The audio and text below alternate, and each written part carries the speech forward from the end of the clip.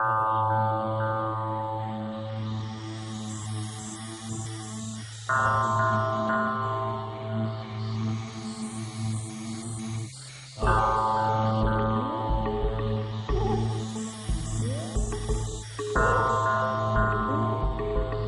model I use is a spiral of development.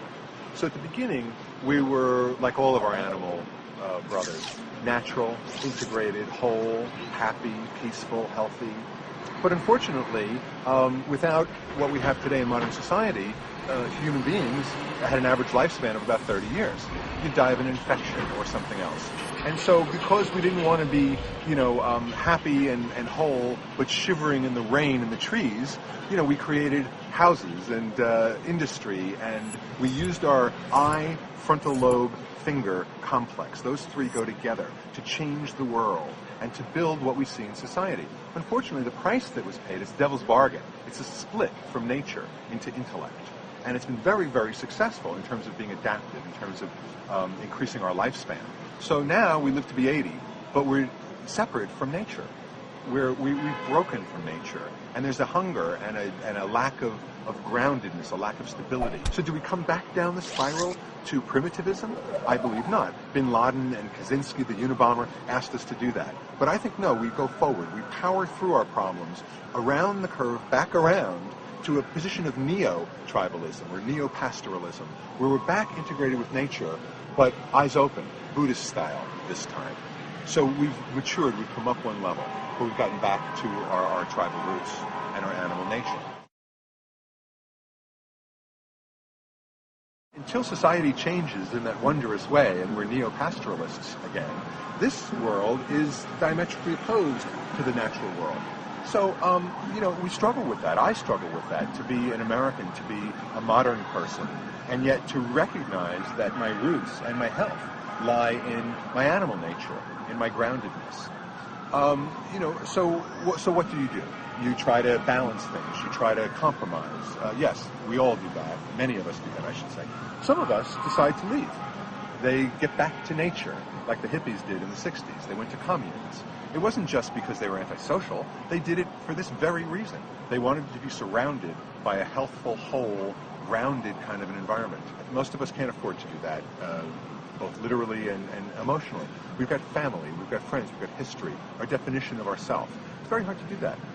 So, unfortunately, we're in the midst of the birth pains, the growth pains. And it's not easy for us. I don't think there's an easy solution for us as individuals living in urban or modern settings. I think we all have to balance our lives. It's difficult to imagine many Westerners going off and living in a cave and meditating for 10 years. Some do it. Most don't. Over time, however, I think society as a whole will. This duality we have is really part of the problem. This idea of modernity or tribalism, primitivism it's called, or mind-body, or matter and energy. In physics we know matter and energy really are the same thing. We know a particle and a wave can be called a wavicle. It's one thing. And so to me, this duality between spirituality and science, as good an example of any of this duality, is spurious. Because, for me, science, if you look at quantum mechanics and cosmology, those are counterintuitive sciences. Those are magical, spiritual sciences. They're science, but they have a non-Newtonian, non-linear nature to them that's in keeping with what we think of as spirituality. So science is spiritual. Spelled with a small s, though. I don't want to make it a big, super thing. And spirituality is natural as breathing or going to the bathroom. It's a bodily function. It's organismic. And so, ultimately, if you make science sort of spiritual and you make spirituality natural, then what have you got? You've got one thing. You've got our organisms, which are built on something physical, but are in touch with, integrated with, the entire subtle substrate world. I think you can change society just like we can change ourselves. Maybe not completely, maybe not in a day and night, black and white kind of a way, but yes, over time. And I think so efforts to change are important. But ultimately, I think change happens over generations, over time.